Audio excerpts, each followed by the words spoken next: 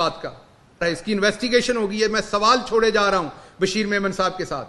کیا آپ کی 3 ملیں ہیں ساؤتھ وزیرستان میں؟ کیا دوسرا سوال ہے کہ ان ملوں میں 5 لوگ نہیں بیٹھے، 6 لوگ اور باقی کاغذوں میں لوگ ہیں؟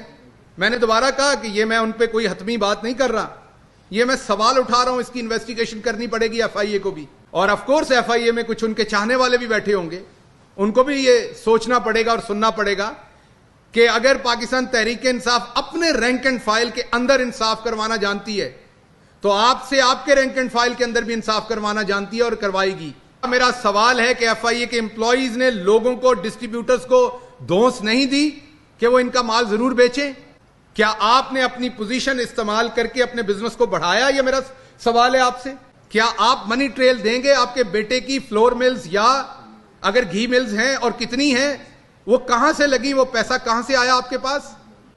انہیں کیونکہ پتا تھا کہ اب یہ سب کچھ ہو رہا ہے، اور میں نے آپ کو سٹے آرڈرز دکھا دیے اس سال کے شروع کے جو عدالتوں سے ان کے خلاف ملے، اور انہیں پتا تھا کہ اب ان قریب ان سٹے آرڈرز کی وجہ سے اب ہمارے اوپر قدغن لگنی ہے، اور اس سارے پروسیس میں ہم کیوں نہ کنٹروورشل کر دیں، یہ بھی وہ سیاسی انتقام کی زد میں چلے جائیں. جیسے شریف جاتے ہیں، جیسے پیپلز پارٹی جاتی ہے، تو انہوں نے کہا ہمارے ساتھ بھی سیاسی انتقام ہو رہا ہے. آپ نے دیکھا دنیا نیوز کے اوپر جنید سلیم صاحب نے ایک سٹوری بریک کی جس میں انہوں نے جنید سلیم صاحب سے ریکویسٹ کی کہ ابھی جو آئی جی انعام غنی ہے، جو کہ میرے خیال میں ایک ونڈرفل آفیسر ہے، ان کو ڈی جی ایف آئی اے نہ لگایا جائے. اب پرائم منسٹر کو پرسو کریں. میمن صاحب تسی ہوتے امب لین گئے سو، آپ تو اتنے ڈیسنٹ بنتے ہیں.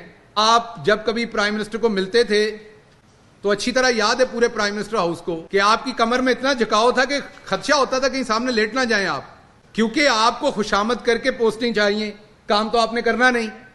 تو مجھے یہ جواب دیں کہ جنید سلیم صاحب نے ادھر بالٹی میں امب ڈالے ہوئے تھے ٹھنڈے کر کے جو آپ کھانے گئے تھے، آپ نے وہاں پر کم از کم 22 سگریٹ نہیں پیے تھے بیٹھ کے؟ اتنے پریشان تھے آپ.